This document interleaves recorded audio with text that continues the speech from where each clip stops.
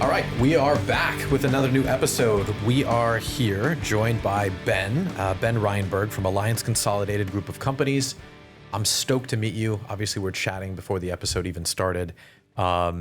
This is a great episode because this episode, we're going to pivot to commercial real estate. You know, generally we'll have guests on who are into residential real estate or flipping or even multifamily. That seems to be a hot button these days. But what's interesting about Ben is your career started, I want to say, about 30 years ago, right? That's correct. Are about to celebrate your 30-year anniversary. Yes, that's correct. Awesome. But I want to go into the origin story because what's unique about Ben's story is that you didn't start off in the typical fashion that most commercial real estate guys start from, which was most start as a broker, right? And you started as a principal. That's correct. Yeah. Okay. Yeah. So take us through how you start as a principal as opposed to a broker, and let's go back 30 years in time. So since I was a kid, I was always an entrepreneur, and my first job, I was 8 years old, and I used to arbitrage cigarettes in a bar in Highwood, Illinois, which had the most bars per square capita in the United States, and we had a large Army base next to where I grew up, and so drinking in the 70s, in 1978, when I was 8 years old, was prevalent.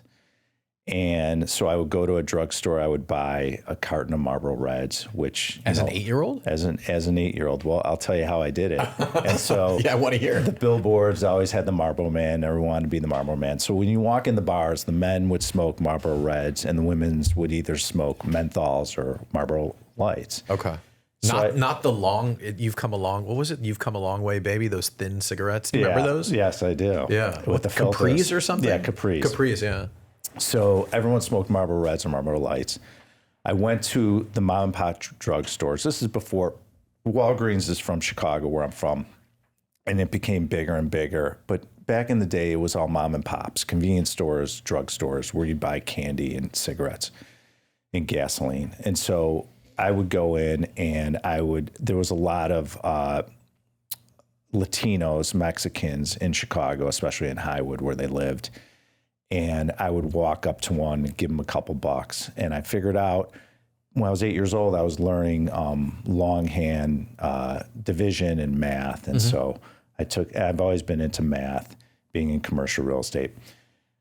So I realized, I said, if I buy a carton of Marlboro Reds, I could break it up. I could go into a bar, sell it in the bar for less than the cigarette machine. Wait, are you selling Lucy's? So no, I'm single actually, cigarettes. I'm selling packs. Okay, you're selling. Okay. You're buying the carton. I'm buying, and then you're breaking it down. I'm breaking it down. Yeah, and which is illegal. Yes, I mean, as 8 years old. Well, first he's of all, wholesaling them to the Lucy guy. Yeah, and so the problem is the bars are all controlled by the mafia in Highwood, and so I was 8 years old. I didn't really realize this, but it was a 6-month business, made great cash. That was more of what launched me into understanding that I could be in business, I could create business, whether it's having kids work for me to mow lawns or snow removal in Chicago. Where were your parents? So, back in the day, there was no cell phones. There was no I'm going to go on Apple and see where my kid is. Find mine. Like we do with kids now. Yeah. And so, there was a lot more leniency in where your kids were back then. Yeah. Okay. And so, even for 8-year-olds. Even for 8-year-olds. Okay. And so my goal was always to buy Slurpees and candy. That was my motivation for making money when I was a kid. So you're taking these cartons, you're breaking it down. What's the opener? Well, first of all, how did you even figure out that was a thing? Because you kind of glossed over that. When I played basketball 2 doors down, and the bars were open that you could walk into. And so I was curious. I was always curious. And so I walked into a bar and looked, and people would sit there and drink and smoke. And I used to go in to buy candy and so I would look at the cigarettes, I'd look at the prices. And when I walked into the bars in Highwood, I would see what were they charging in these cigarette machines. Because I thought it was fascinating that you'd put money in and pull the handle. And it was kind of cool, right? A pack of cigarettes would come down. Yeah. And it was a vending machine, right? Right. So I was curious. I was like, oh, what do they charge? Well, okay, it was $1.50. Okay, well, what can I buy a card for? Okay, I started doing the math. I'm like, well, maybe I could make 75 cents on a pack. Wow, that's if huge. I sell it in the bar. Those are big margins. Yeah, huge. And so I had a lot of cash on me. And so what I would do, I was take the cigarettes, put it in a pillowcase, put it in my sweats from basketball, walk in the bar. And the first thing I did is I walked up to a gentleman and said, how would you like to buy a pack of cigarettes? And he looked at me and said, well, how much does it cost? And whatever the price was that I offered him, he said, yeah, sure. And then you start getting referrals or other people. And so I'd walk in the bar and people knew me as, here comes a cigarette kid, we'll buy a pack from him.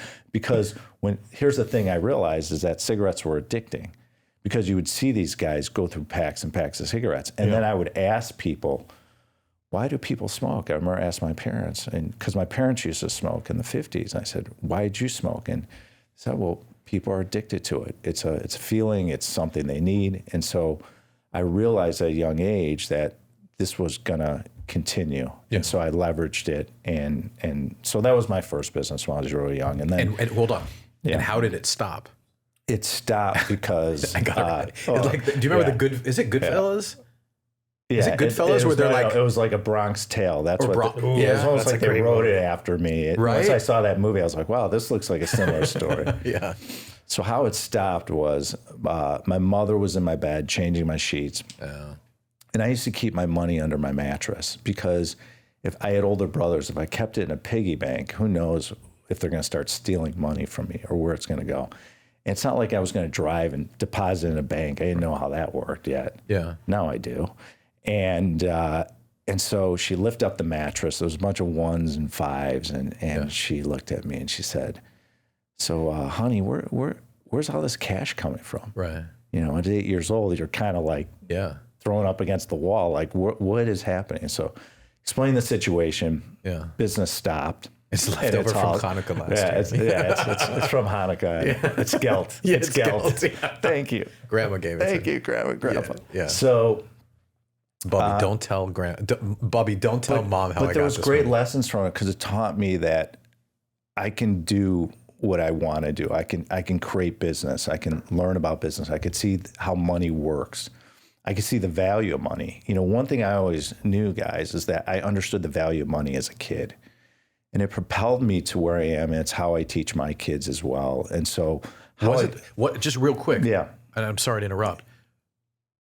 You didn't tell us what you did with the money, but was the chase what was exciting? Or were you taking the money and buying, drinks and candy for your friends? First of all, I love the question, because it kind of reflects back of who I am now. I love the deal. I love the art of the deal. Okay. I loved how I was able to create something and create money and generate money to be able to buy something I wanted. So if the desired outcome was Slurpees, okay, which my favorite was cherry and Coke combined. Yeah, absolutely. Okay, yeah. And Starburst and Skittles and Snickers and to not have to go to my parents and ask them for money, because we didn't have a lot of money. Yeah. And to be able to do it myself. Right. It was rewarding. Yeah. Because when I had that Slurpee, and it's like anything, when I buy a piece of real estate, or we put together a syndication of one of our funds, it's really rewarding. Yeah. Because I'm hitting my desired outcome, but I'm also providing service and value. Yeah. And so for me, when I would walk into 7-Eleven to achieve my goal and know it's my money from the work I created, was everything to me. It was the holistic approach of exciting, of creating value for myself to achieve something that I didn't know I was. At 8 years old, I can create money. Do you think most entrepreneurs, this is an opinion question, it's not based on fact, but do you think most entrepreneurs have that type of tale where they started out super young and had this wacky idea and were able to leverage it? I think it's changed, William. I think it's like, there wasn't really the internet when we were kids, if you remember. And it was encyclopedia and libraries and asking and word of mouth. Nowadays, I think it's different. I think you could be a young man or woman out there and start a business at any age just from knowledge. You could follow me and say, well, how can I buy real estate or get into commercial real estate? And so I think now, because the world's changed, it's different. Back then, everything was shoe leather. Everything was asking questions, meeting people, referrals, and networking. Networking was so huge when I was younger, especially when I first got started in business, that allowed me to develop resources. When I was young, I was always amazed at door-to-door sales folks.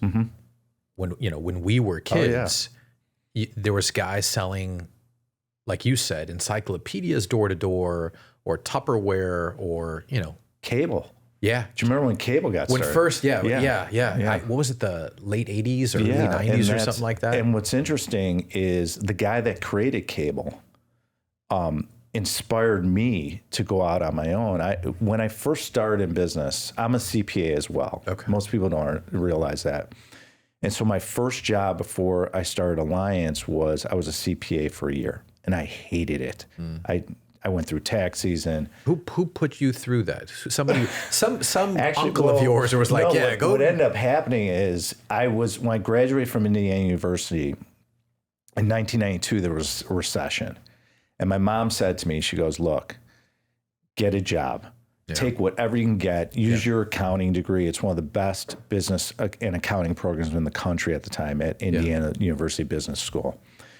And what I learned was, okay, I'm going to go out and find a job. I found a job with a small boutique accounting firm, very entrepreneurial, that had a lot of small businesses and some big companies as well in their portfolio. But their largest client was the guy who started cable and all his trusts and all his businesses. So I go on an audit to Manhattan. Never been to Manhattan, 22 years old. And we're on an audit, and he sits me down after 2 weeks. And he goes, so when are you getting out of accounting? And I go, what? I go, what do you mean?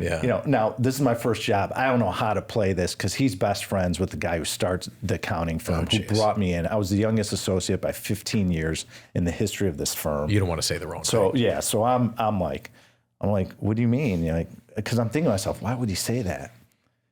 So we had dinner that night in the office, and he said, you looked a little down. And I said, well, I didn't understand what you meant. He's like, what I meant was you should have your own business. That's how you're going to develop wealth. That's who you are. He was able to read me. He was that experienced and talented as a businessman that he read me. And what do you think he saw? You said read, but what do you think he saw? I think he listened to the conversations. He listened to things I was interested in.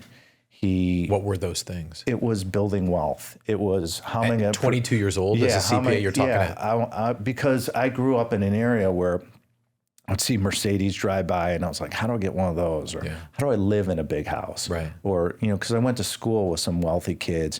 I never knew, and they had in Chicago especially, it was old money, and I never knew how did the guy start that widget company, the grandfather, and create this massive wealth? And they go on vacations, and they have these cars and this big house. And who were you asking? Were you asking your parents these questions? No, I was asking myself, how am I going to find this out? Because mom and dad didn't come from wealth. No, and they were paycheck to paycheck people. My father worked for Chicago and Northwestern Railroad. He was an executive there. He did well, but over time. And then my mom was an office manager at an architectural firm. So it was paycheck to paycheck, middle class. And I always asked, how do people develop wealth? And what I realized once I left the accounting firm was in commercial real estate. Because being from Chicago, if you look at the icons, you look at the Pritzkers and the Crown family and Sam Zell, and there's hundreds. Their wealth and the most billionaires at the time that were developed was from commercial real estate. Yeah, they weren't saving their way to wealth. Right, exactly. Yeah, they were leveraging something. They were leveraging something, which we'll talk about as my new season for my new TV show is called Leverage. Interesting. And leverage means a lot of different things, which we could talk about. What was interesting about being from Chicago is with the big buildings and the different suburbs, I would see these pieces of commercial real estate. And it was more than just industrial and office and retail and self-storage and multifamily. We have some of the biggest icons in Chicago in the multifamily business. So I said, well, all my peers are getting into multifamily in Chicago. This is at 23? This is at 23.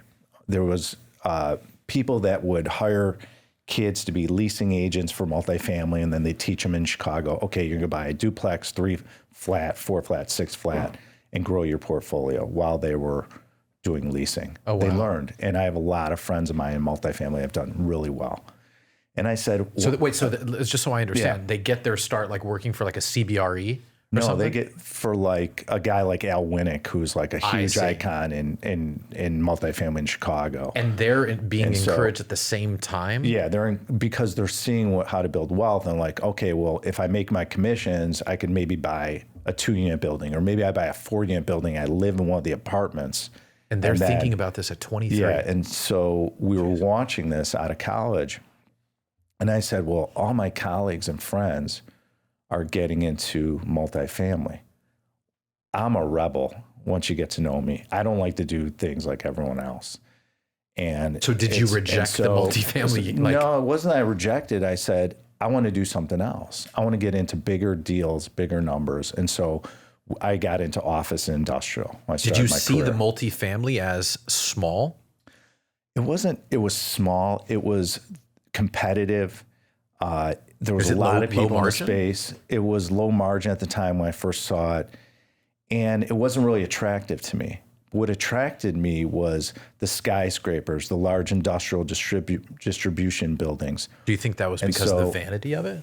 I don't think it was the vanity. I think because I knew numbers and I drove around enough, I said, okay, well, what do these icons own? It's more than just multifamily. But if I'm Ben at 23 and my buddies who graduated from Indiana are getting into, let's say, for example, multifamily, I'm looking at them going, it's small potatoes. You see that skyscraper right there?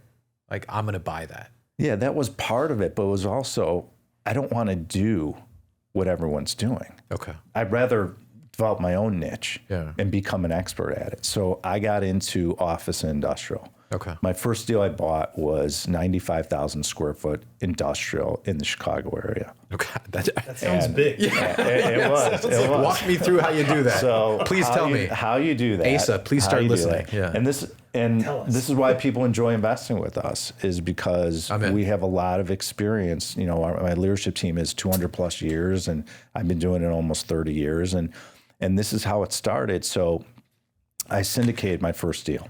Okay, so explain syndication. So a syndication is, you can either do syndication or a fund in our business. A syndication is what we call a one-off deal. I'll buy one property or a portfolio in one investment.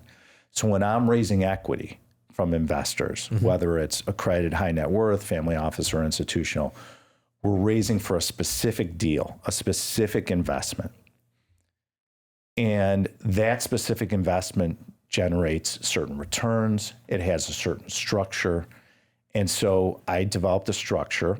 I was also a CPA, so I understood numbers. I put together a package. And for everyone listening out there, whether you're doing commercial real estate, a business, whatever, packaging and explaining a story is critical to investors. Yeah. How are you going to protect their downside? What does the investment look like? What are the risks? And it's being able to intelligently tell the story. How'd you source the deal? So I sourced the deal is I would canvas. Back when I was younger, you had to get out there with shoe leather and walk areas. And so I targeted certain areas for industrial that were growing. And there was this one suburb where there was this large development going on. It was an old Navy base next to it. And so captains of industry were moving into the new development. I said, well, if I ever lose a tenant, I could draw from this area. And I realized that I did enough homework and research. I encourage everyone, no matter what business, is do your homework, do your due diligence, do the work. And a lot of people don't want to do the work out there. I see that in the younger generation, is you have to get dirty and do the work. And so when I was younger and I'm canvassing, I'm able to tie up this deal. The first thing I do is I say, okay, well, I'm going to go get a loan. So my godfather, who was close to my family, his name was Bruno Bertucci. And Bruno he was a chairman of a bank in my hometown. It was the only bank I knew. Yeah. Like, there was no Chase. There's no these larger banks at the time. I said, okay, he's my guy. He's the banker. So I go to him and I said, look, I have a deal tied up under contract. I hired an attorney through a friend, and he put together the deal on a contract. And I went to Bruno. I said, okay, I need a loan. Here are the numbers. And he said, okay. He said, you're going to give a presentation from the committee. Put on your best suit, make sure your shoes are polished, and come in and shave and make sure you're clean. I go, good. He was like a father to me. Yeah. So I go in, no idea how to sell. No idea how to do it. And this is pre-PowerPoint. This is everything. This is all handing out like the numbers. Right. Maybe this is pre-Kinko's. Photocopying pictures that I took from a Polaroid, or maybe I whipped out Polaroid pictures and passed them around the room. Did you have a computer at the time? No. No, so it's pre-computer. This is pre-computer. It was really a cool moment for me. Yeah. And so I like go in, I give the pitch, and they give me a great loan. And it was what was the collateral? Well, the collateral was Ben Reinberg with nothing and the real estate. But it's 95,000 square foot. So it's 95,000 square foot. What does that cost back then? And contextualize it. What year is this? A couple $1 million. This is 1992, 93. Okay, interesting. So middle of a recession. Yeah. You just walk into a bank, give a presentation, yes. shoes are polished, and you're like, hey, I need a few $1 million. I have no fear. Yeah. What am I going to lose? Because, guys, what happens if I didn't get the loan? What happens if I couldn't do the deal? I'm back to where I started. To selling cigarettes. Yeah, well, exactly. I'm doing something. So for me, or I go back to accounting. Yeah. So let's make sure the audience understands. Yeah. You're getting this loan. Yeah. And how much of your own money do you have to throw into this deal to make the bank happy? Well, Bank's not doing 100% financing. Exactly. And so let's say it was. Let's assume the audience doesn't know. Okay, so let's say the bank gave me 75% of the purchase price. Okay, but they said you're going to sign with recourse. I remember I said to Bruno, I go, I have nothing. He goes, yeah, I know. Yeah. He goes, it's just a formality. Okay. And it's to keep you vested. I go, okay. So what was the intention? You buy this property and then somehow you're going to get a leasing agent to like fill the space? No, what the intention was, we're going to pay a preferred return. We're going to add value, do improvements. Wait, hold on. Preferred return. So you're going to find investors. Oh, I'm going to raise equity. Yeah. So I had to raise a few $1 million. Okay. Okay. In 1992. In 1992. In the middle of a recession. Let's be clear what a few $1 million means in 1992. What would it mean? $20 million. as a young guy. Yeah. Okay. So I go out there and I start pitching and where is there? To the public, to friends, family, public, anyone I knew. Who can you introduce me to? Okay. You were pushy. I had to be. I had to be fearless. Yeah. I had to say to myself, my mindset, like, okay, Bruno got me the loan. There's no way in hell I'm not raising this equity. I worked 24/7, whether it's thinking, getting out there, planning, putting together the packaging. I was so determined. And that's what it takes, especially in commercial real estate. It takes that determination, it takes that fire. But I'm just trying to understand, and I appreciate that because it does take that. It doesn't usually take that at 23, but that's fine. You're a rare specimen. But what I'm trying to understand is you find an investment and you're like, for like commercial real estate, and you're like, all right, I got this loan. Then you're going to go out and find the equity investors? Yeah. So you must have already had some sort of investment thesis about this. I did. Okay. Exactly. All right, cool. Well, it's part of the packaging when you go get a loan. Okay. So I had to explain you had a vision. what the cash flow was, what we're going to do. It's like a business plan you put together for the bank. Yeah. For every bank. So I explained how they're going to protect their risk and their downside. And you have to remember, I'm also a financial engineer. I'm a CPA. I understand numbers. I knew, okay, how am I going to pay cash flow? How is the bank going to cover their loan? Mm-hmm. So I paid a great preferred return to the investors. I gave them what was that return? It was 8% at the time. A month? Or a year? It's a year. It's a year. That was the coupon. I pay it every quarter, right? And it was on their investment. They got tax benefits. They get the depreciation or something? They get depreciation, interest expense, and property taxes deducted from their cash flow payments. That's a pretty good deal. 8% plus that? It's phenomenal. Yeah. And then what were some of the interest rates like back then?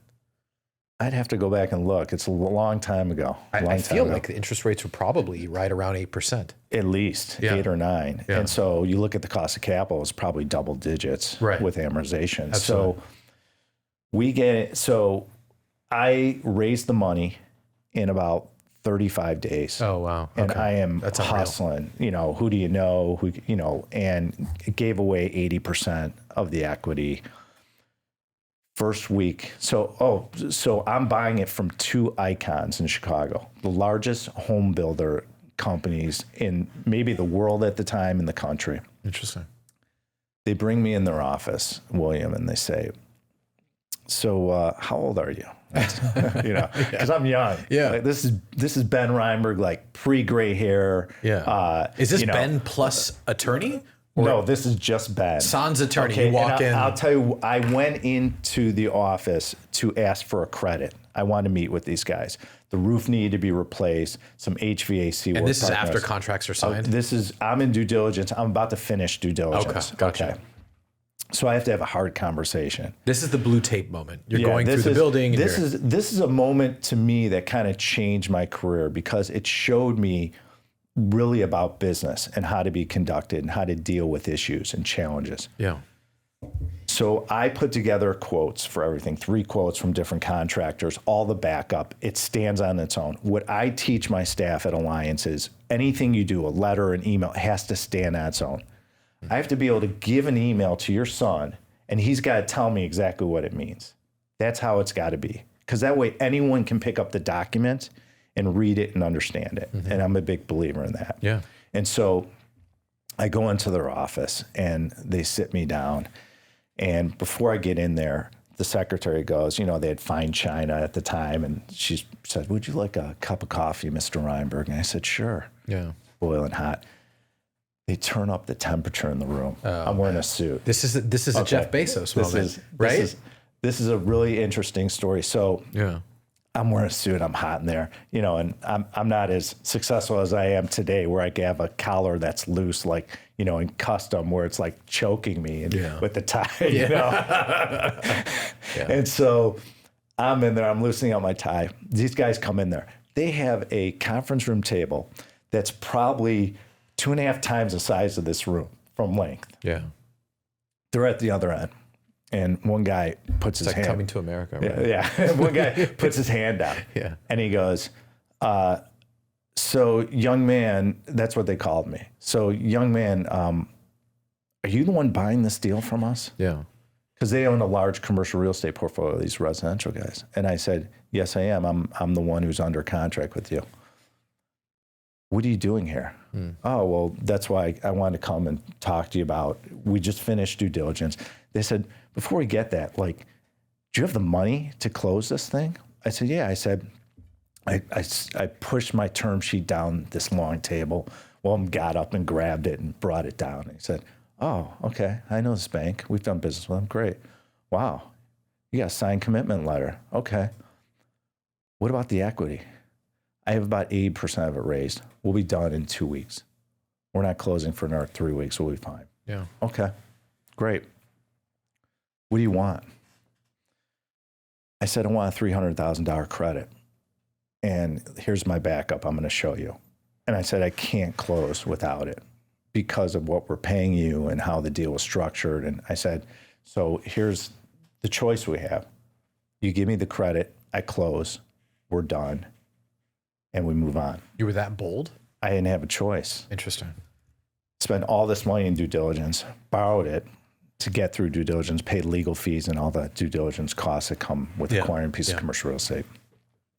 We end up closing. First week. Wait, did you get the credit? Yeah, I got the credit. Okay, all right. Excuse me, I forgot to include that. Yeah. I got the credit. I walked out of there. Yeah. The guy. And to be clear, so we understand the credit, is that like a TI credit? Like we're talking about something for tenant improvement? It's a tenant. It's more of a capital improvement credit to redo the roof, fix the parking lot, replace some HVAC equipment, etc. Yeah. So I remember one of the guys looked at me, and when I walked out, he winked at me, and he walked up to me, whispered in my ear, and he said, "You have a lot of guts, kid.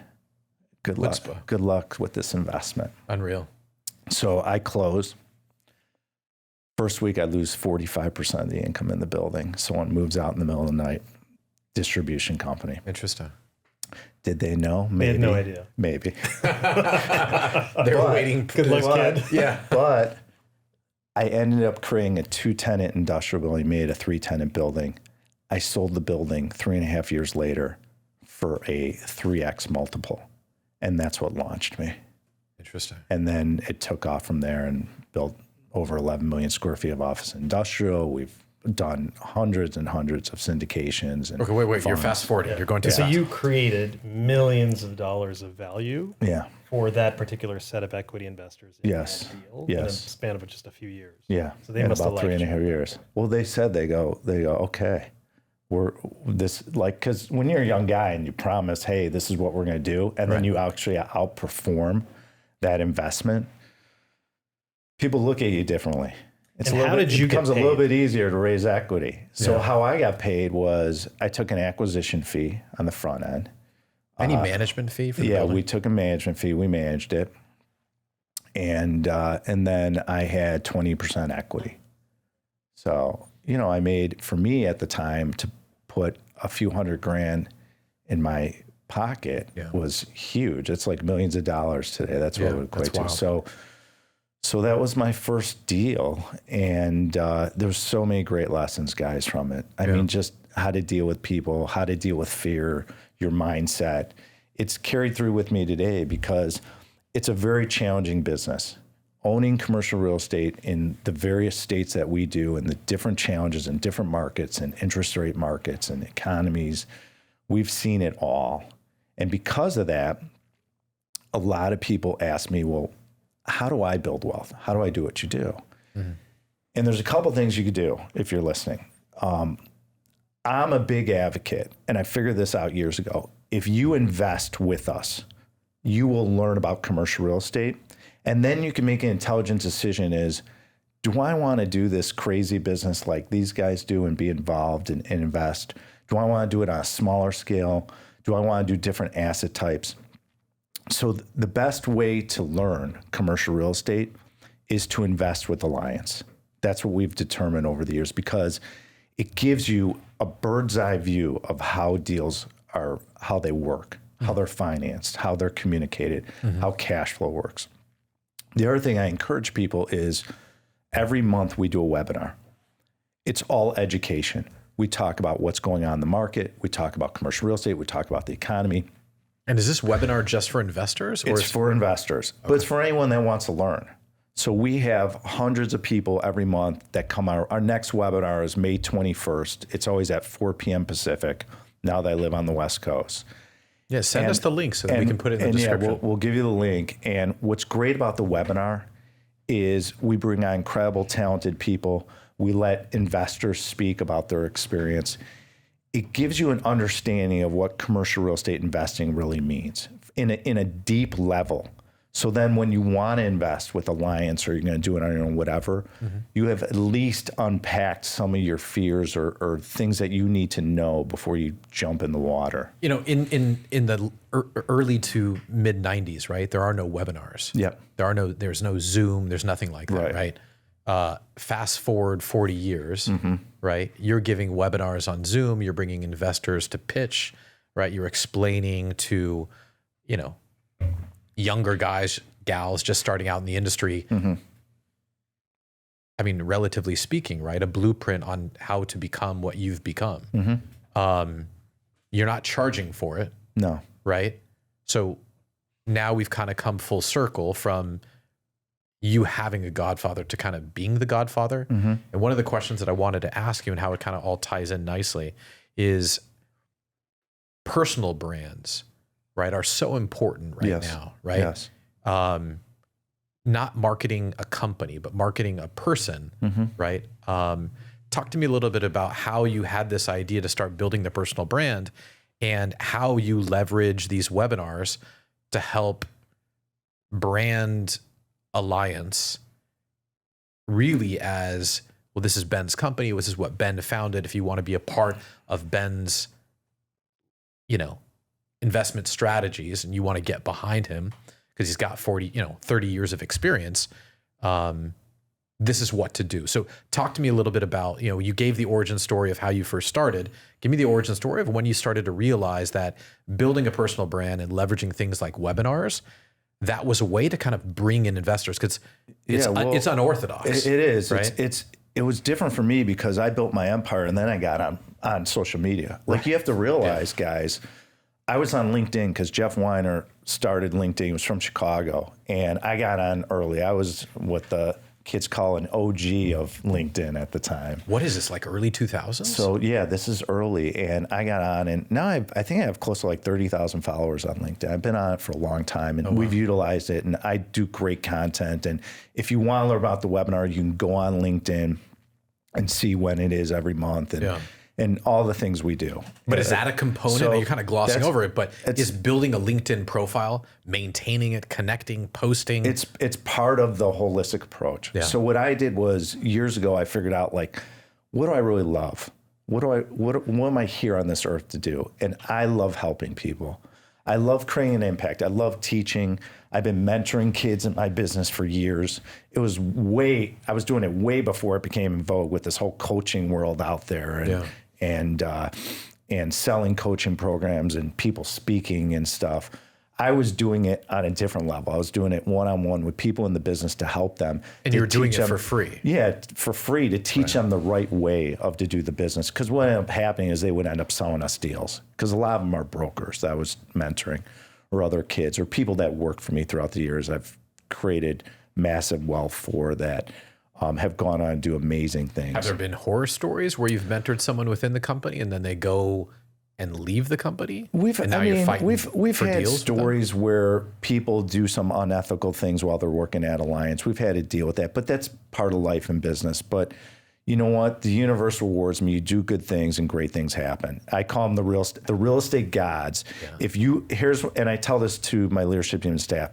If you work hard, you do the right things, and you focus, and you make enough calls, and you look at enough deals, the real estate gods will always reward you to find your allotment of properties that you want to buy. But that's Ben's attitude today. Yeah. Was that always Ben's attitude? Were there moments where you were extremely vulnerable and you're having this discussion at home with your wife going, I can't believe I mentored this kid, this gal? Oh yeah, for sure. I've been through experiences where we had an assistant forge my name on checks. Remember, we used to write checks. Yeah, absolutely. This is back when I first started.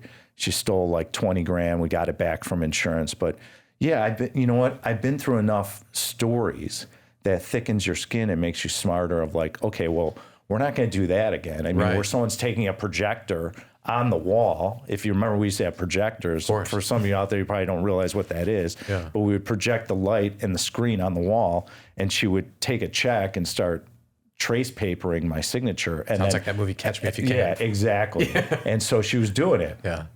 And then we've had other employees doing things that they shouldn't be doing, unethical, where we're investing in office and they're in acquisitions and they're trying to buy multifamily on the side and they're not communicating to it, and we're paying them salaries and they're diverting their time during work hours for personal matters. Yeah.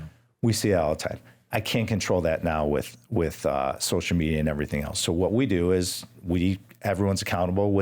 Everyone's a widget in our company where it's all numbers.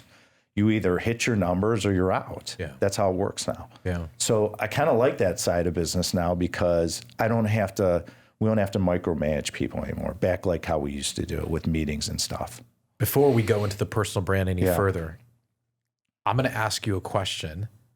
Specifically, I'm going to ask you about a word. I've never done this before, but I think this word is very important to me. Is this new on the Stern Show? Yeah. Yeah.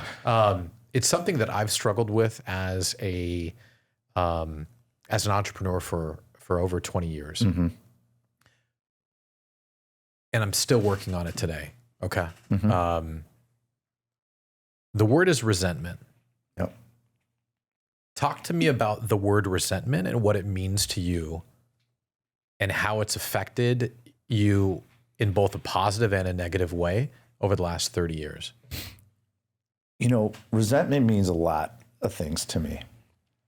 It means, how can I get better as a person? Which I've had to learn over the years, how to work on myself, personal development, not get triggered, be calm, emotionally balanced. And resentment could be, am I good enough? Am I doing the right things to help people? You know, I look at situations like, oh, Ben, you didn't handle that well. Yeah. You know, and so you go through a life resentment, but how you emotionally balance yourself and balance your emotions and deal with conflicts and challenges is everything in business. I don't care what business you're in. And it's why I'm in the prime of my career.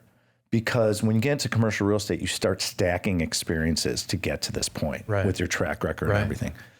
But it goes beyond that, and I talk about this. It's mastering yourself. When you can master yourself, and now all of a sudden you master the business, oh, are you powerful? And so for me, resentment is, you know, I don't like the way we structured that deal. I don't like, you know, maybe we brought in the wrong employee for this particular department. Maybe I didn't spend enough time learning my craft in this specific sector, or maybe I did a shitty negotiation and I could have done better. So there's no bigger critic to Ben Reinberg than Ben Reinberg. Yeah. And it's something I work on. Because for me, I use his resentment now as fuel. Yeah. Instead of resenting, it's like I look at it and I change the word in the frame. I go, well, I'm not going to resent it. I'm going to learn from it. I'm going to grow. Yeah. So resentment, when back in the day when I was younger, has now become growth. It's become, what did we learn? How did we change? What happened? And how do we? And so I love learning. I am a big advocate to constantly learning, because people are like, well, why don't you just retire? And I don't want to, because I enjoy the challenge. I enjoy growing and learning. And so it's a great question. You like chasing the next deal. It's beyond that. I like not only chasing the next deal and the challenge, and especially if market's a challenge. Yeah. But I like proving people to say, there's no such word as can't. Yeah. And so you take the word resentment and you say, okay, well, let's change that. Let's call it growth. Because life is about experiences and learning. You're not going to be perfect. You're going to make mistakes. And I don't care who you are, how wildly successful you are. And if you want to walk in my path exactly to a T, you're going to fail. You're going to have failures. You're going to have to deal with challenges. You're going to have to deal with tough times. You're going to have to deal with people criticizing you. And so instead of resenting it, embrace it. Embrace those moments as growth. There's something I learned, William, a long time ago, is if you could seek the truth in what other people are saying to you, it goes beyond listening. It's really unpacking and saying, well, what's the truth behind that? Yeah. Why are they saying that? What did I do that maybe created that? Because we create everything in our lives, and everyone wants to ignore it. Everyone's like, well, no, I didn't create that. It's the universe. That's the other. Yeah. Or it's their fault. It's their fault. Right. Everyone blames. Everyone has excuses. Yeah. And I hate excuses. Excuses to me are for weak people, because to me is, instead of taking an excuse, use it as a learning tool and be like, okay, great. Thank you for showing me. So anytime someone criticizes me, or anytime I go through an experience where maybe something didn't work out, I just say the word thank you. Thank you, because it's a moment for me to get better and to shine brighter and to become stronger. Yeah. And that's my approach. So as it comes to resentment, when I was younger, you hate the world. It's like everyone's out to get you, and you can't raise that money, Ben, or you can't do that deal. So was there a moment in time where you realized that the world wasn't out to get you? I did. I realized at a time that the only one that's going to control Ben Reinberg's destiny is me. Yeah. And I have to wrap my arms around that and know that I'm accountable for my actions. I'm accountable for how hard I work. I'm accountable how I treat my health. And so I learned this a long time ago. Yeah. And it turned that word into growth. It turned into knowledge. And what that created was leverage. And I've been able to do incredible things when I was younger. I got invited into a wine club from some of the biggest icons in commercial real estate. I was 20 years younger than everyone. I couldn't afford a case of wine. But every quarter it was my job to ship a case of wine to someone in the group. There was 12 of us. Yeah. And what I learned from that was how to leverage people's talents. So I would get the tasting notes on a vineyard wine and say it was a Pinot Noir. I would send it to like an icon who was big in retail real estate. And we were getting into retail. I said, well, who do you use for environmental engineers? And what banks do you use to finance a deal like this? instant credibility because I would write the notes for the case. They'd enjoy it with their family. He'd call me and be like, what a great case of wine. Thank you for explaining it. Really enjoyed it. And I read the notes to my wife and she said, how old is this guy? Oh, he's 29 years old. What? He's 29. He's writing all this stuff and he's saying, how's he even forwarding the case? Right. That was the challenge, you know, because it was expensive back then. And so it allowed me to leverage in that, and it taught me what leverage was about. And it taught me about leveraging your time and building resources, building knowledge, improving your communication. And all this has created success for me beyond the knowledge of commercial real estate and how to structure a deal and everything So else. this is the impetus of building a personal brand. We've kind of pivoted from resentment and how it's actual growth and knowledge, right? Leveraging it in a positive way. Yeah. But then you kind of pivoted to, well, I wanted to get access to this group of whatever, right? Well, what's great because I got on LinkedIn. And literally 2.5 years ago, my leadership team and staff came to me and they said, we have an idea. I go, all right. Because I let my team tell me whatever they want, and and we grow because of their ideas as well. Hire smart people. Oh yeah, Absolutely. I hire very talented people, you know. And so they came to me and they said, we're going to build a personal brand around you. Go, this is 2 years ago? This is 2 years ago. Oh, okay. I go, what the hell is that? And they go, it wasn't a buzzword. Yeah. Not yet. Well, I wasn't on Instagram or Facebook. My kids were, my family were. So I saw what they did. I'm like, I want to be on Facebook. So I was wrong. And like a lot of things. Right there, saying I was wrong. I was wrong. There's no question. I should have been on Facebook probably 20 years ago or whenever it started. One of the most interesting things that I've learned in my personal development journey, because we have a coach, which I think is an amazing asset, an amazing resource, and can lead to some really amazing breakthrough points, personally and professionally. But I lost my train of thought. We were talking about how admitting that maybe you don't know something or you're wrong. Yes, thank you, Ben. Being vulnerable. Yes.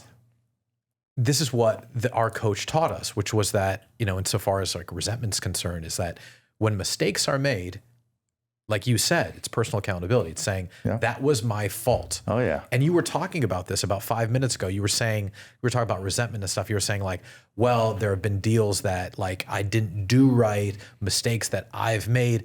And then you pivoted to say like, but there were also wins that we made. And I think the diction that you're choosing is so telling of your personal development journey. You do this all the time, and I think it's remarkable. I'll say, look what I did, right? Insofar as like accolades and things that I've done, when it really should be like, look what we've accomplished. Absolutely. Right. Yeah, I mean, listening to Ben for the last 5 or 6 minutes. Yeah.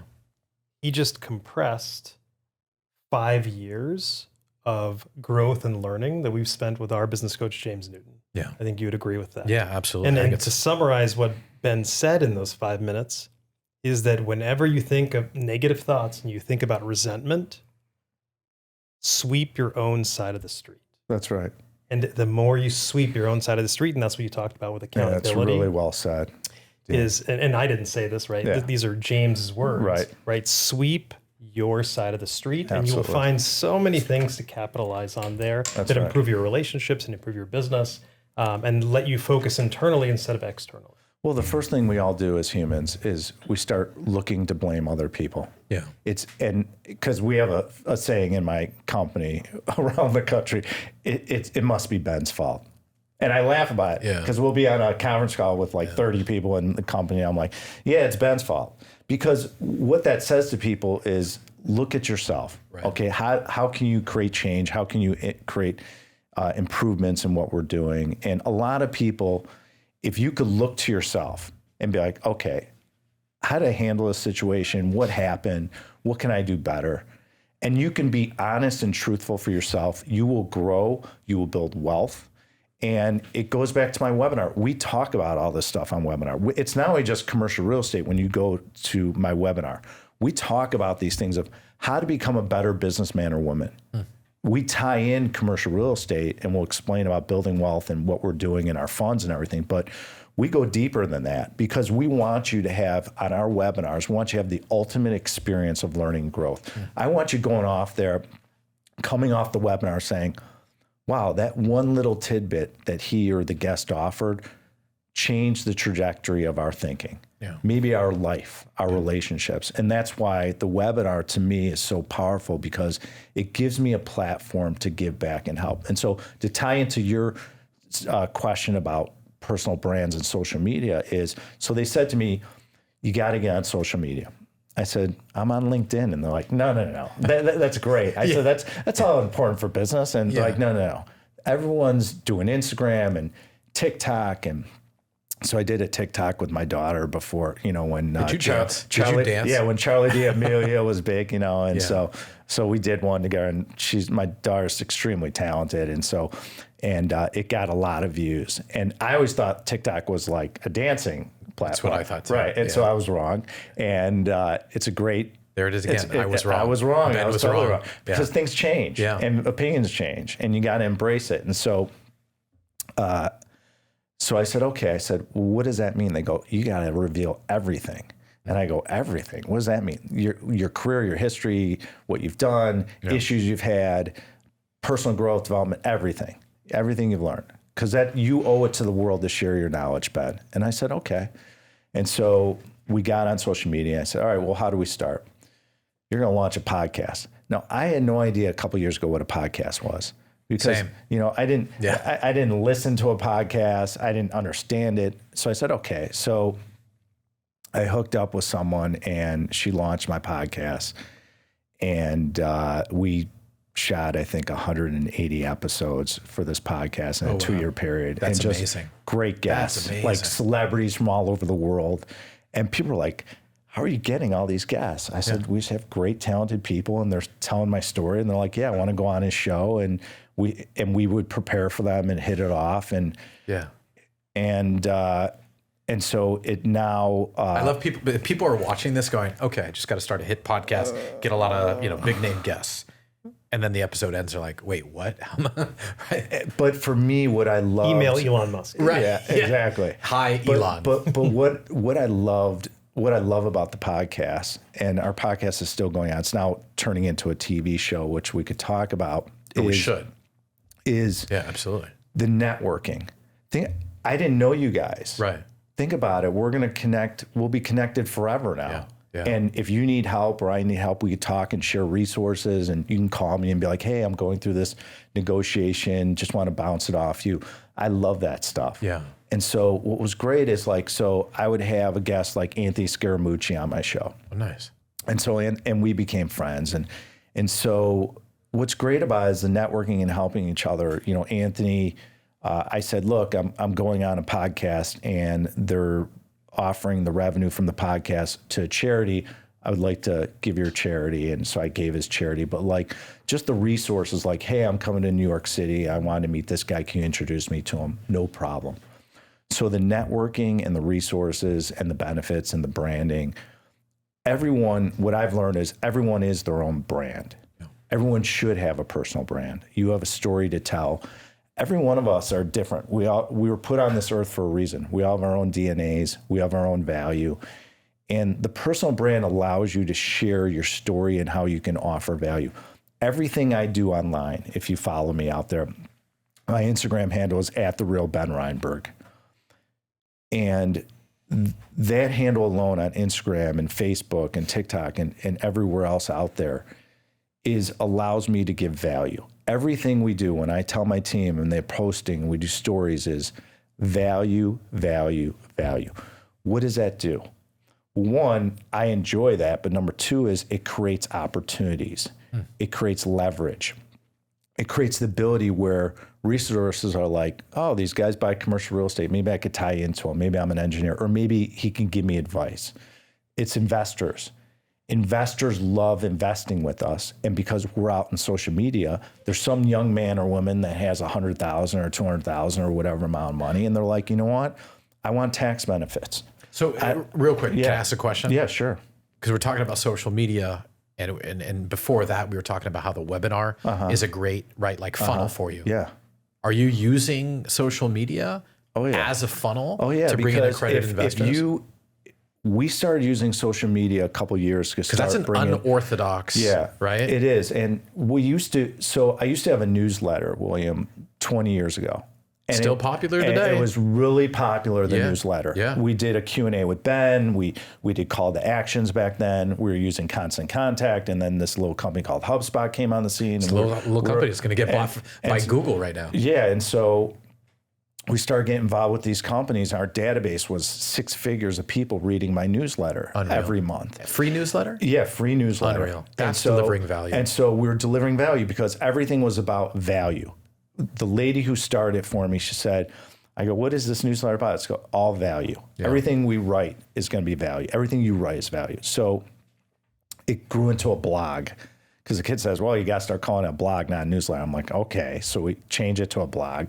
By the way, now it's full circle. It's back to being a newsletter. No, it's still a blog. Oh, really? They call it a blog. But it goes out every week to different segments in our universe, whether you're an investor or insurance or attorney, anything that's in our sphere of influence in commercial real estate or business, you'll get that email. Interesting. So it goes out. It's all value. We write it every week. Where can people access it? People can go on alliancecgc.com, our website. They can invest with us. They can read our blog. We'll educate them on all the different segments of commercial real estate. We are one of the leaders in the country in medical office and veterinarian office as a landlord. And our investors love it because the human body is never going out of style. And so they can go on our website. They can invest with us. They can learn about medical office and read about what's going on in the world. And it's great because every one of us in our families, and you guys have kids, we all go to physicians. Mm-hmm. We have different needs. You know, the wife might go to OBGYN. You might go to gastro. Someone's needs surgery centers. These are all the different asset types that we own. And it produces wealth and great cash flow for investors. And how often are you posting to the blog?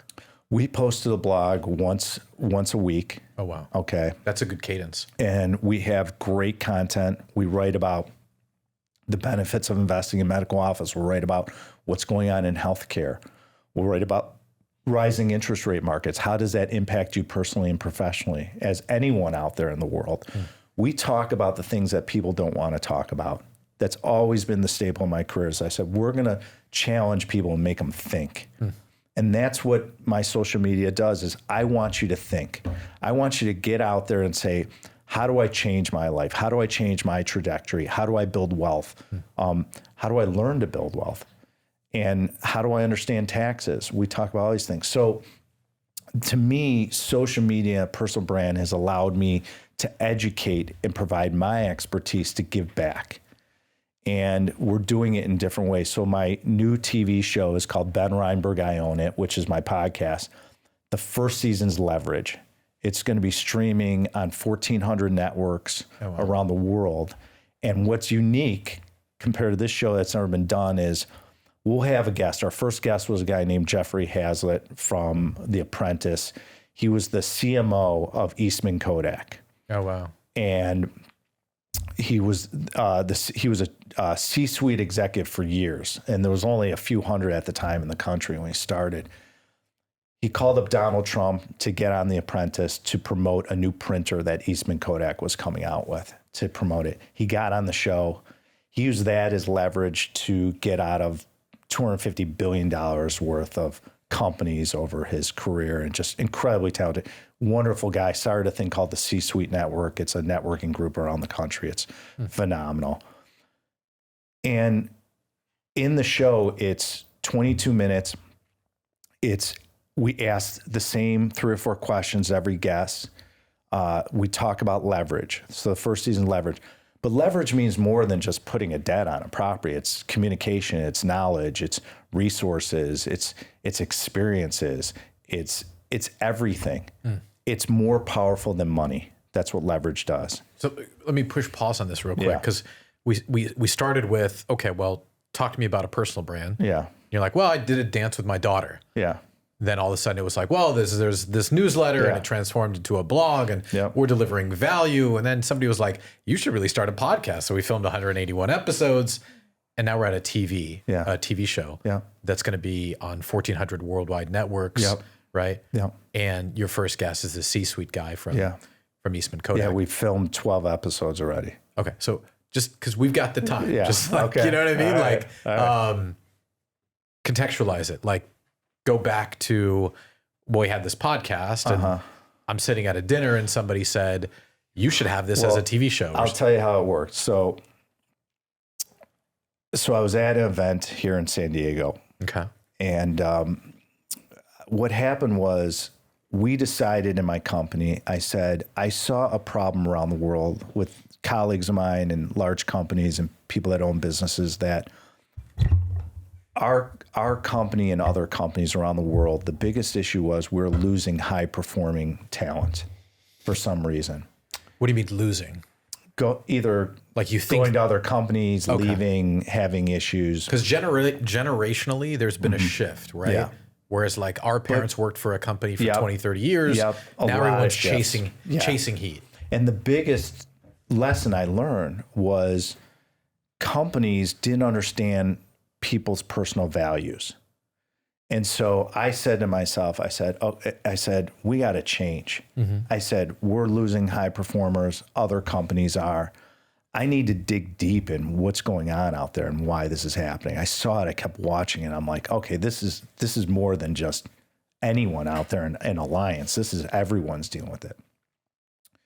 So I said, how do we understand human behavior?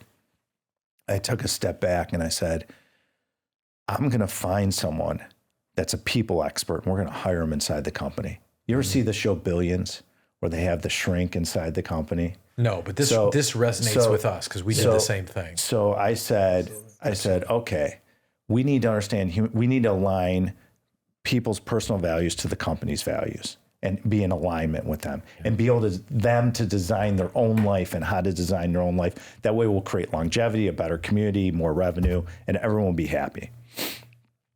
So I went out there to my network of thousands of people. I said, who do you know is the best human behaviorist or people expert in the world? My friend Greg Reed from down here in San Diego reached out to me and said, you got to come to my event, Secret Knock. Ben, you just moved out here. You know, things are great, blah, blah, blah. This is a good way for you to network, because I was looking to meet people out here too, being a new resident of California. So I go, Greg, I just opened my office in Newport Beach. I can't do that. I got leadership team, staff, lenders, people from all over coming in for an event. He goes, I don't care. You got to get down here. I called my assistant and said, move everyone back 2 weeks. Just figure it out and keep me out of it. Sometimes in life you have to audible to get to your desired outcome. That was a good lesson for everyone out there, is that you got to go for it. And you got to make changes if you have to. So I go down there. I'm sitting in the VIP section. I'm next to a friend of mine, this guy, Dave Hester from Storage Wars. Oh, you know, the guy who goes, yep. Yeah. Okay, so I'm sitting next to him.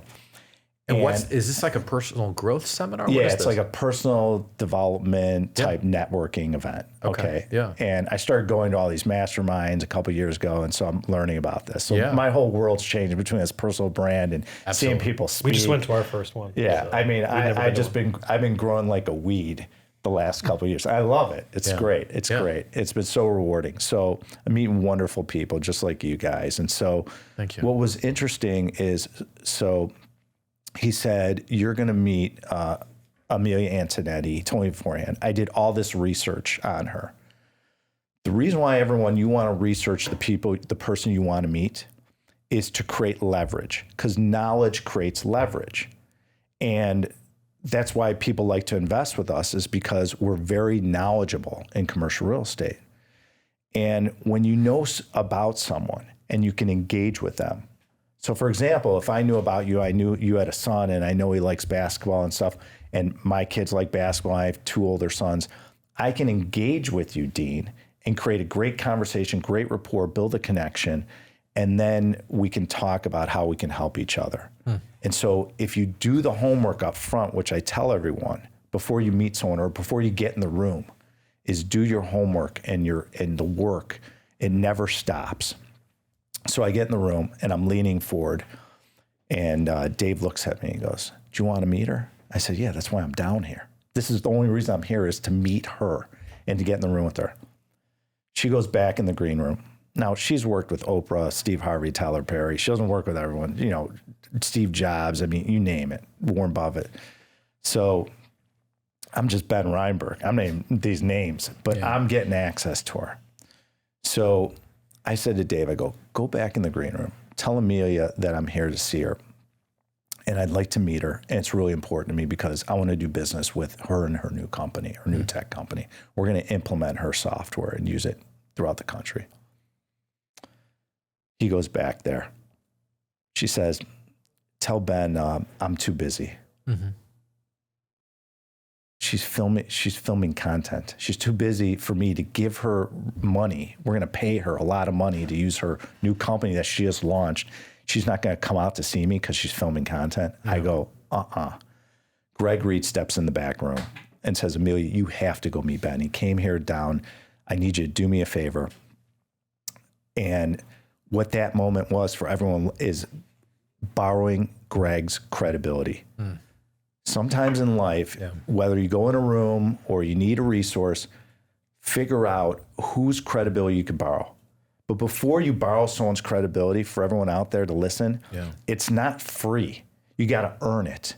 You got to own it and work for it. And what that means is you have to give. You have to give value to people. You have to help people. Yeah, I love So Greg, I've helped enough, and we have a wonderful relationship. I was just on the phone before here. He's doing a real estate deal, and I'm helping him. And it's great. I love it. I love to see the success he's creating. Yeah.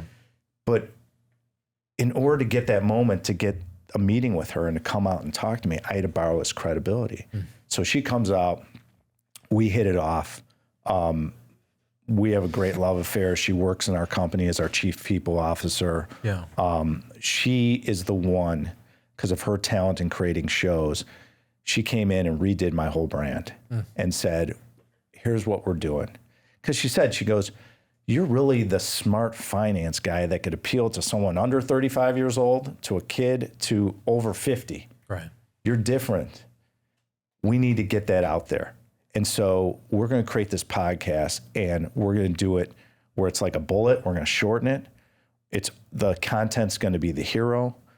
And what I do is what's called a front to camera. So every show, I'll speak to the audience. We'll stop. So take the first episode with Jeffrey Hazer. We've had Sharon Lechter. We've had incredible, talented people. The frame stops, and I pop up into a frame explaining what that person just said, how it's going to impact you, what you need to think about. Because most people are novices. They might not understand what the guest is saying. Mm-hmm. So I'm going to break it down to them so they can take that information and implement it however they need to in their life. Yeah. And that's what we do. It's an interesting take. And that came from her and leveraging into her talent. And so, like I said, I mean, leverage is more powerful than money, and it can create someone with FU money to fold all the time. Yeah. It's incredible. What an incredible journey. Gosh, we've talked about so many interesting things today. One of my favorite topics, which I've never actually had the pleasure of talking to someone about, that word resentment, and how I loved it. Yeah. Okay. What a great question, dude. Honestly, it is something that I struggle with even today, both personally and professionally. So I always feel like I'm growing. Well, you know what's interesting about that word is, you can resent like how you grew up. Sure. I could resent that my parents didn't have money, or I didn't have the benefits of other kids, or we never went on vacation. Or I could look at it and say, you know what? I wouldn't be the person I am, guys, if I didn't go through challenges, didn't go through the desires I wanted in life, didn't realize what the value of the dollar really means, and how to earn it, and how to own my behavior and all these things. And I wouldn't change it for the world. And it's something that worries me about my kids, because they grew up where dad's successful, and and we do all the things that I always wanted to do, as growing up and maturing into adult.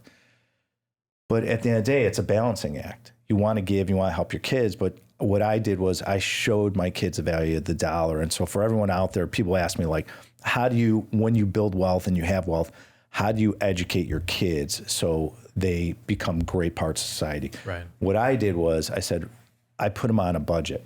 When they first got their cell phones in junior high school and they went into high school, I said, okay, so with Joey, my oldest son, let's say we gave him $125 a month, whatever it was back then. It was for gas. It was because I was able to buy my kids' car, which I've never had. Right. I was able to do things for them, lessons and baseball lessons, all these crazy things I couldn't imagine existing as a kid. I said, well, okay, here's the value of money. You're going to be on budget. It's for gas, food, whatever, every month. What I loved about it was in the month of 31 days, day 23 would come, and Joey would come to me, and I'd look at his account. He'd have like $4.25 left. Yeah. He's like, hey, Dad, can we go to lunch together? Or can you make lunch or whatever? I'm like, what's going on? Because I knew the dollar was winding down. You had to wait till the next month. Right. But those little lessons I teach them, I teach everyone, is teach your kids about money and start whenever you can. Because the value of money and understanding it goes a long way. It makes you educate.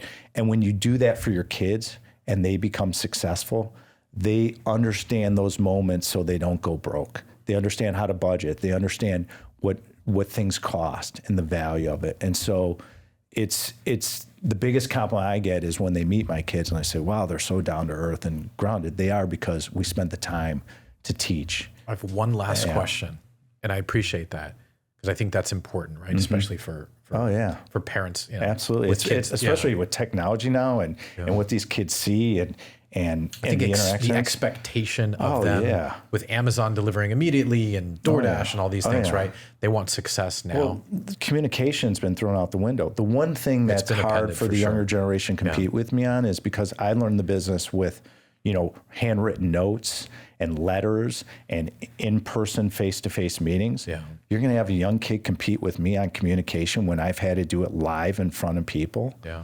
And so when I have to get in front of the camera on social media and stuff, I've had to do it since I was younger because that's how business was ran. I have one last question. Sure. And then I'll let you go. I thought we're staying here another hour or so. What's going on here? Cut me off already. We'll definitely have to come back and do a part 2 or come to your podcast. Maybe. Yeah, I would love that. Happiness is something that I struggle with. Mm-hmm. Many entrepreneurs, and we talk about this fairly often, it's chasing deals and the dopamine that is released from the chase. Because once we arrive at the destination that we were aiming for, there's no more dopamine. Yeah. So then we have to go back and chase the next one. Yeah. Happiness as a young entrepreneur is in the chase. Yeah. At your point in this journey of life, how do you explain happiness? How do you explain contentment? Yeah, it's such a great topic because it was something about 10 to 12 years ago I had to really face. I've been wildly successful. I got to a point where I wanted in life and business. Kids were raised. And I looked at myself in the mirror and I did not like the person I was looking at. And because I wasn't happy with myself and I wasn't happy with life and what was going on. And I realized, I kept grinding and we're doing deals and money's coming in and things are great and success and accolades and being written up in different magazines and everything. And I looked at myself in the mirror and I'm like, I didn't even know who I was. Like I had this thing of armor over me of being this rough commercial real estate guy. And I didn't know who the real person was. So I started working on myself in personal development to take off this armor, to become who I need to be, to become this version of myself that was kinder, was a better listener, was more understanding, better at delegating, didn't have to feel like he had to do it on his own because that's how he learned life and no one gave him anything. Right. So I had to change. And I realized that happiness was within myself and no one was going to give it to me. There wasn't enough money. There wasn't enough resources. There wasn't enough advice. It all had to start with me. And that's what I learned. And every day I continue to grow and learn from that experience, because I forget that moment when I looked at myself in the mirror and I did not know who I was and I wasn't happy with myself. And I lost myself, and I said, where is happiness? Right. Where is contentment? It all lied within me. And I realized if I'm happy with myself, everyone else is going to be thrilled to be in my world. Yeah, I think that's absolutely. And it opened my world to creating better relationships, right? Communicating better, and so now you're seeing the best version of myself that I've ever been. Yeah, I think this happens to a lot of entrepreneurs. I appreciate you sharing that. I wish we had more time to get into it. Yeah. But I think we create this suit of armor to protect ourselves as we go through this entrepreneurial journey. And it serves us quite well in many ways. Mm-hmm. But as we get older and we start to be challenged by our own mortality, but maybe even the mortality of our parents and loved ones and people that we care about, you start to realize that while it may have served a purpose, it also was created to your own detriment. And I think if I could share anything with the listeners, it's that happiness comes from forgiveness, right? Yeah. Forgiving yourself for even creating that suit of armor. Absolutely. Because it was necessary and it served a purpose. But now, as we're on sort of, and I hate to say this, the back nine of our life, time to forgive. Yeah. It's because the happiness isn't found in the cars and the planes and the boats and the homes and the vacations. Those are all empty. That's right. Right? It's in the experiences, not just of those vacations, but in the day-to-day commitments that we have to our friends and our loved ones, being there for people, financially, emotionally, being present in the moment. Presence, everything. Isn't it?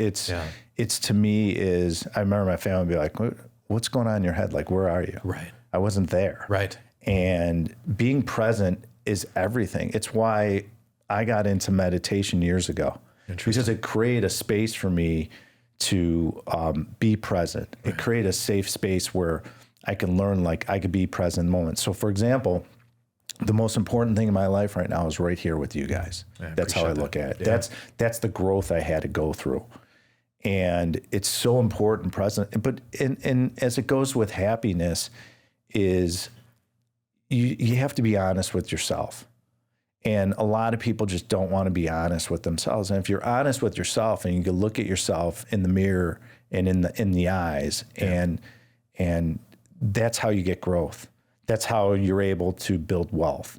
That's how you're able to communicate better and create impact on people. And so it's a great topic to talk about, because it's something I have to live with. I think everyone has to live with is, we create this house of cards of, I have to be this person in order to develop into this businessman or woman to provide for my family or colleagues or employees. But you also have to be selfish in a way to help yourself and realize and open your eyes and say, okay, well, how do I become better in society? And if you could be honest with yourself and know your own shortcomings and laugh at it. I mean, I laugh at myself all the time. And if you could do that, you'll grow and you'll be wildly successful. I love it. That's powerful. Thank you so much for being here. I want to get your social handles right. Sure. It's at the real Ben Reinberg. Yes. That's Instagram. That's Instagram, and also at Alliance CGC. Yep. That's also a handle. Yeah, that's a handle for our company. Okay. And the website, how about that? And the website, you can go on alliancecgc.com. We have a button that says invest with us. We have a lot of people that want to learn about commercial real estate and want to invest. You can invest with us. Someone will get on the phone with you and educate you. My favorite thing is go on our webinars. Right. Because the webinars give you this great view of commercial real estate and business and life that you'll enjoy because it's so much value. And tell us also real quick before we end the TV show. Yeah, well, just real quick, another thing you do is go to benreinberg.com, which will refer to the show. It will refer to all the social media. You can invest with us. It ties into Alliance's website. The new show is coming out shortly. It's called Ben Reinberg, I Own It. It's a spinoff of the podcast. The first season's Leverage. And we bring on some of the most talented people from around the world. We filmed the first 6 episodes in Scottsdale, Arizona. Yeah. We just got done filming the last 6 in New York City, right next to Central Park. And where can they find this TV show? It's going to be on streaming services, which you'll be able to go to benreinberg.com, and we will be identifying Sue everywhere. So it'll be like Fubo and all these different streaming networks. Absolutely. And then eventually it will be pitched to a network and it will be on cable. So that's amazing. Yeah. Well, thanks for being here. Hey, thanks for having me. Seriously, thank you for coming. Great episode. Great meeting you guys. Awesome. Real privilege. Yeah. Okay. That's a wrap, boys. Thank you very much to everyone watching. Thank you everyone for putting this episode together. Thank you to Joanna. Yeah. For connecting us. She's incredible. Yeah, she's just amazing. A wonderful lady. Yeah. Everybody's delivering value. Yeah. Oh, she's amazing. It's a great network. So. Okay. All right. We'll see you guys next time. Adios.